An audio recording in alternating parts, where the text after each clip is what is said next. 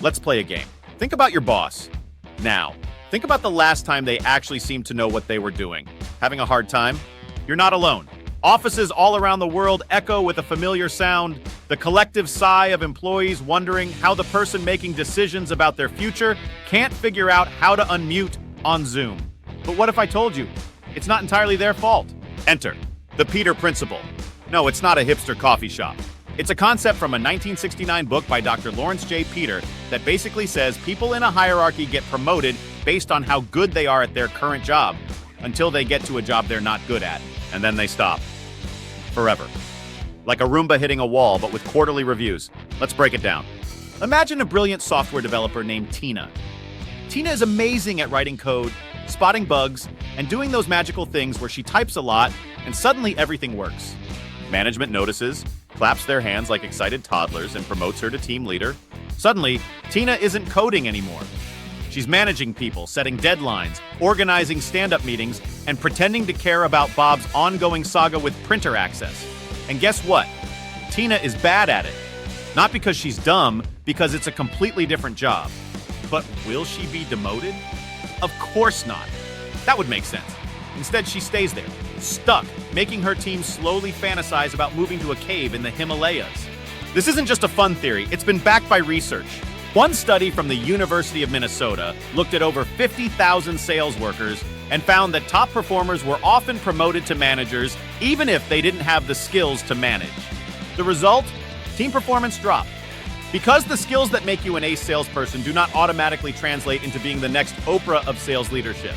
Let's talk about a real-world example. Have you heard of Ron Johnson? No, not your neighbor who mows his lawn aggressively. Ron was the genius behind Apple's retail stores. You know those minimalist temples of tech where you feel both enlightened and unworthy. He was so good that JCPenney hired him as CEO to transform their stores. And he did, right into a financial nosedive. Because running Apple stores and reviving a legacy department store are not the same beast. Johnson applied Apple's sleek strategies to a brand that sells grandma cardigans and discount curtains. The result? Sales plummeted, stock fell, the board went, oops, and he was out. Classic Peter Principle. And the irony? We still do it. Companies still promote their best technical workers into management roles as a reward, not realizing that it's like congratulating a great surgeon by making them head of hospital janitorial services. Great scalpel work, Dr. Smith.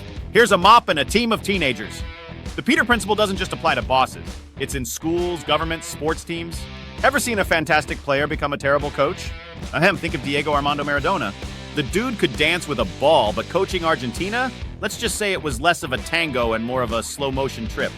Now let's add a dash of corporate insanity, because sometimes people get promoted not for competence, but for loyalty. That's right. The person who says yes the most ends up running the show, which means you could be led by someone who thinks KPIs are a brand of cereal and believes synergy is something you chant at a yoga retreat. So what can we do about this beautiful mess? First, companies can start recognizing that management is a skill, not a reward. Train people for it.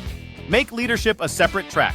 Let Tina the coder keep coding and get raises and respect without forcing her into the managerial Hunger Games. Second, create feedback systems that don't involve anonymous surveys sent to a black hole. Employees often know who's competent. They talk, they whisper, sometimes they scream into pillows. Listen to them. Third, embrace lateral growth. Not every career move needs to be up. Imagine a world where someone becomes a senior creative, a master engineer, or a strategy wizard without managing anyone. Just pure, uncut expertise. Like Gandalf, but with spreadsheets. Finally, if you're stuck under someone who clearly Peter Principled their way to the top, here's a tip. Manage up. Learn what makes them tick. Feed them information like you're training a raccoon. Protect your work, highlight your wins, and if all else fails, transfer to the snack procurement department. At least they respect deadlines. So, the next time you see your boss struggle with Excel or invent a new buzzword like strategic proactivity alignment, remember, it's not just incompetence. It's structural, systemic, and stunningly predictable. Thanks, Dr. Peter. You've given us the clarity we needed to understand why our boss just asked if the cloud can be turned off. If you enjoyed this intellectual joyride through the land of questionable promotions, hit that like button, subscribe to the Debunkers, and drop a comment with the weirdest boss story you have. Trust us, it's cheaper than therapy. And remember, just because someone's in charge doesn't mean they know what they're doing. It just means they were very, very good at something else. Until next time.